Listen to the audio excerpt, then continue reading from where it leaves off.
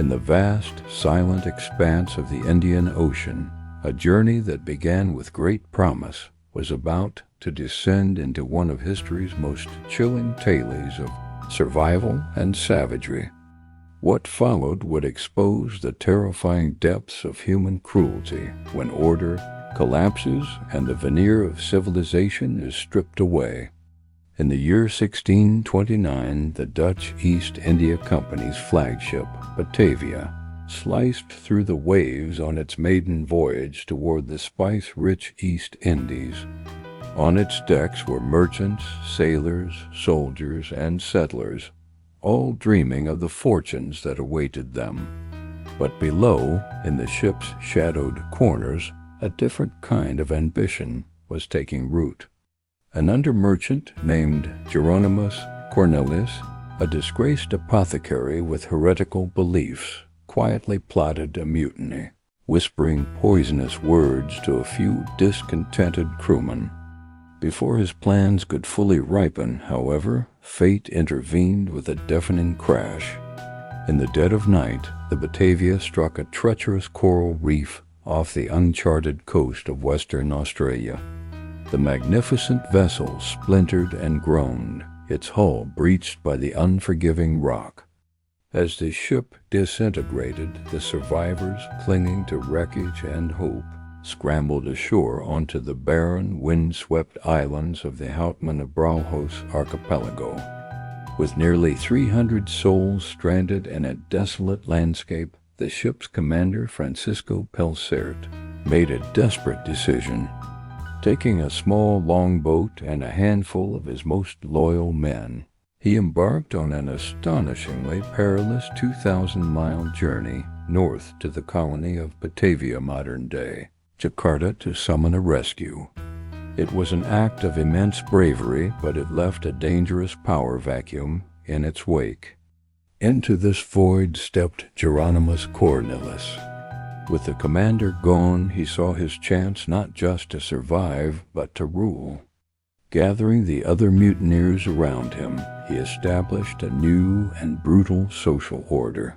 He confiscated all remaining supplies, seized control of the weapons, and began systematically eliminating anyone he perceived as a threat or a drain on their dwindling resources, all under the guise of fair rationing and exploration. As part of his cold-blooded strategy, Cornelisz dispatched a group of soldiers, led by a common soldier named Weeb Hayes, to a neighboring island, promising a reward if they found water, but fully expecting them to perish. Against all odds, Hayes and his men discovered not only fresh water springs but also abundant food in the form of seabirds and wallabies. They thrived while conditions on the main island deteriorated into a nightmare. Cornelisz, now a self-styled dictator, unleashed a reign of terror. His followers, drunk on power, murdered men, women, and children with horrifying cruelty, their loyalty secured by promises of wealth and pleasure.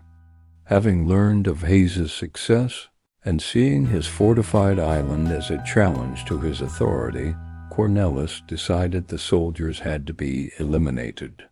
He led a series of brutal attacks against Hayes's makeshift stronghold, but the soldiers, fighting for their very lives, ingeniously crafted weapons from salvaged materials and managed to repel each assault. Just as Hayes and his small band of loyalists were facing their final, desperate stand against a renewed attack, a sail appeared on the horizon.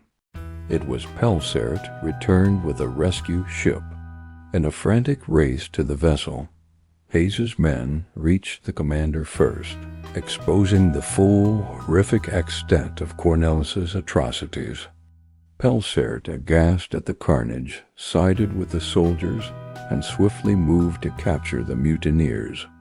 Justice for the ringleaders was immediate and severe. Cornelisz and his chief accomplices were tried on the islands, their hands amputated before they were hanged.